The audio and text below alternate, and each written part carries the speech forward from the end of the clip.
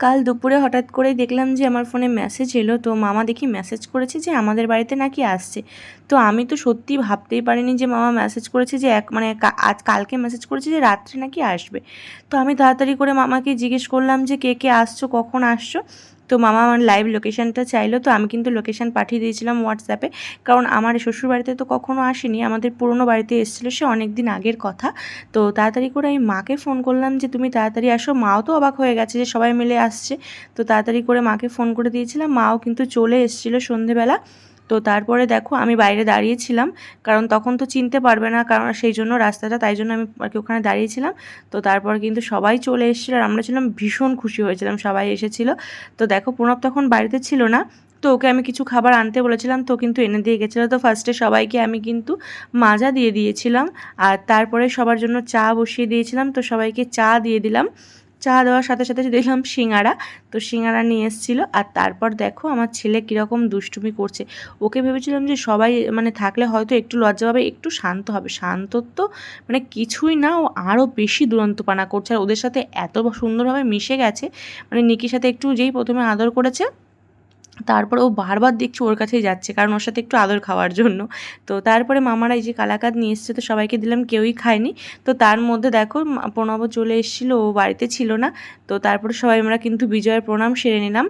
তারপরে দেখো আবার ঠিক ওর কাছে পৌঁছে গেছে, কারণ ওর এরকম নাকি ওর খুব মজা লাগছে। আর নিধি তারপর নীল ওদের সাথে এত সুন্দরভাবে মিশে গেছিলো। তো তারপরে দেখো রাতের জন্য আমি খাবার বসিয়ে দিয়েছিলাম, মা ওদিকে ময়দা মাখছিল আর আমি কিন্তু লুচির তরকারিটা আগে থাকতেই করে নিলাম। তার মধ্যে দেখি প্রণব নিয়ে এসছে আইসক্রিম, তো সবাইকে আইসক্রিম দিলাম, কিন্তু তার মধ্যে না নিধির শরীরটা খুব খারাপ হয়ে গেছিলো, ও আর কিচ্ছু খেতে পারিনি। তো আমি মানে মামি যেহেতু নিরামিষ খায়, ও তো আমাদের তো শনিবার নিরামিষই থাকে, তো সেই জন্য এদিকে লুচি আর আলুর তরকারি করেছিলাম, আর ভাবলাম বাচ্চাদের জন্য সবার জন্য বিরিয়ানি আনাবো। তো প্রণব চলে গেছিলো শান্তিপুরে, কারণ এখানে রেস্টুরেন্টগুলো সেদিন বন্ধ ছিল। তো কিন্তু বিরিয়ানি নিয়ে এসেছিলো, কিন্তু কেউই আর বিরিয়ানি খেতে পারেনি, কারণ সবাই লুচি তরকারি খেয়েছিল, আর নিধি কিচ্ছু খেতে পারেনি, কারণ ওর শরীরটা ভীষণই খারাপ হয়ে গেছিলো, তো ও রেস্ট করছিল। তারপরে দেখো শুধু নীল একটু খেয়েছিল, কিন্তু মানে ওকে পুরোটাও খায়নি, একটু কমিয়ে দিয়েছিলাম, তারপরে ও খেয়েছিল। আর তারপর ওদেরকে রাতে বিছানা করে দিলাম, ওরা ওই ঘরে শুয়ে পড়েছে। আর আমরা দেখো এই ঘরে কিন্তু শুয়ে পড়েছি। ওপরের জামাকাপড়গুলো একটু স্কিপ করে যেও, কারণ মানে ওয়েদার যা, মানে বাইরে শুধু বৃষ্টি হচ্ছে, জামাকাপড় একদম শুকাচ্ছে না। তাই ভাবলাম এই ঘরে যখন শুকাবো ফ্যানের হাওয়াতে একেবারে সমস্ত জামাকাপড়ও শুকিয়ে যাবে, সেই জন্য এই ঘরে মেলে দিয়েছিলাম। আর ওয়েদারটা এতটাই ঠান্ডা ছিল, বেশ ভালো লাগছিল। তারপর তো এক ঘুমে সকাল হয়ে যায়। তো সকাল সকাল মামা মামি আমার স্কুটি নিয়ে বেরিয়েছিল, আর প্রণব নিয়েছিল ওর বাইক। তো মামা যেহেতু ফটোগ্রাফি করে, তো এখানে একটা কাছে একটা জায়গা আছে যেখানে আমি কখনো যাইনি, একদম গঙ্গার পাড়ে একটা ফরেস্ট টাইপ আছে। তো সেখানে মানে ছবি তোলার জন্য গেছিলো, তো বড় নিয়ে গেছিলো দেখানোর জন্য। তো তারপরে সবাইকে চা করে দিলাম, সবাই লিকার চা খাবে সেই জন্য একদম হালকা লিকার চা করে দিয়েছিলাম। আর আমার ছেলে তখনও ঘুমাচ্ছে, তার মধ্যে চলে এসেছিলো বৃষ্টি, প্রচুর বৃষ্টি হয়ে গেছে, দেখো রাস্তায় জলও জমে গেছে।